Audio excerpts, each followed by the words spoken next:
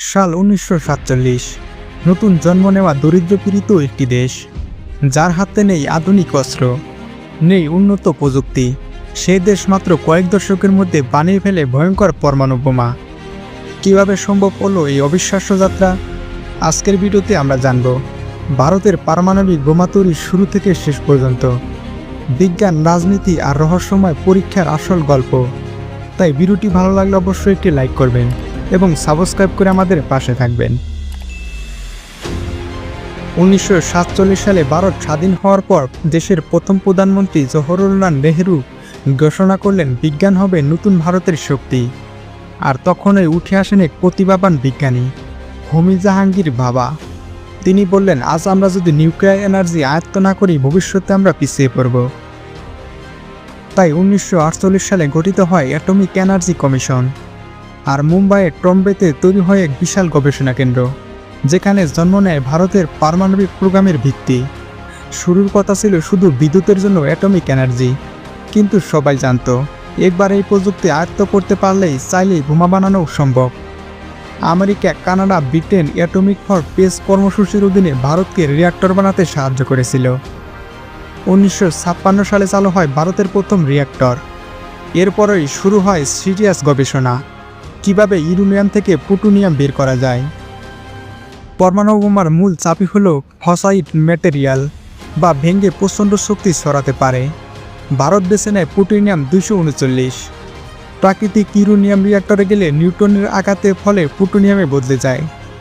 এরপর রাসায়নিক প্রক্রিয়া আলাদা করা হয়, এটাই বোমার কোর। শুনতে জটিল লাগলেও ভারতীয় বিজ্ঞানীরা ধাপে ধাপে সেই কৌশল আয়ত্ত করে ফেলেন। 1962 সালে ভারতের সঙ্গে যুদ্ধ করে চীন। মাত্র 2 বছর পর 1964 সালে চীন সফলভাবে পরমাণু বোমার পরীক্ষা চালায়। এটাই ছিল ভারতের জন্য এক বিশাল ধাক্কা। দিল্লির নীতি নির্ধারকরা বুঝলেন, আমাদেরও যদি বাঁচতে হয় নিজেদের বোমা লাগবেই।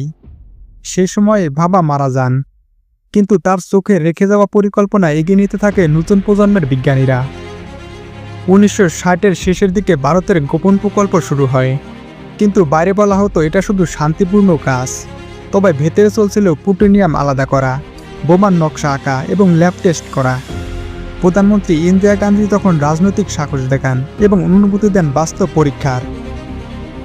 28 মে 1974, রাজস্থানের মরুভূমির পোখরান, ভারতের ইতিহাসে মোড় ঘুরানোর দিন।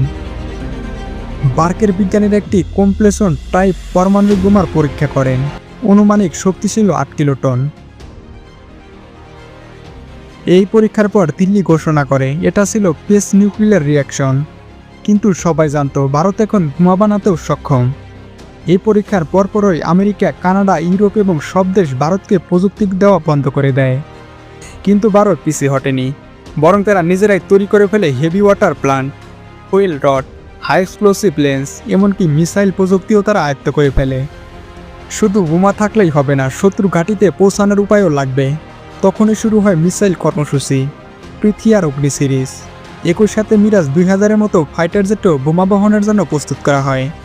এভাবে ভারত গড়ে তোলে পূর্ণাঙ্গ ডেলিভারি সিস্টেম।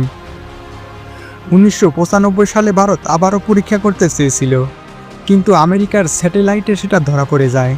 তখন পরীক্ষা বাতিল করতে হয়। তবে বিজ্ঞানীরা থামেনি, দিনরাত পরিশ্রম করে চলেছে। সবার চোখের আড়ালে তৈরি হচ্ছিল নতুন বিস্ফোরক, সেন্সর আর ডিভাইস। অবশেষে 1998 সালে প্রধানমন্ত্রী অটল বিহারী বাজপেয়ী সাহসী একটি সিদ্ধান্ত নেন। 11 মে এবং 13 মে 2 দফায় মোট 5টি পারমাণবিক বোমার পরীক্ষা করা হয়। এমনকি এর মধ্যে একটি হাইড্রোজেন বোমাও পরীক্ষাও করা হয়েছিল। ভারত তখন ঘোষণা দিল, আমরা এখন আনুষ্ঠানিকভাবে পরমাণু শক্তিধর রাষ্ট্র। এবারও আমেরিকা, জাপান সহ অনেক দেশ ভারতের উপরে নিষেধাজ্ঞা দেয়। কিন্তু ভারতের জনগণ মনে করল, আমরা এখন শক্তিশালী।